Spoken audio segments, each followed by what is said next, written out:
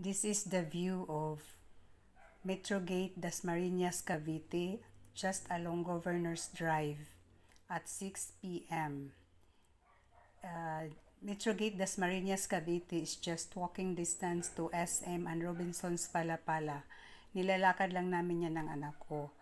And malapit lang din siya sa Calax. Nasa gitna lang din siya ng mga universities like Lyceum of the Philippines, De La Salle, PCU, and yung university na nasa SM, and other universities.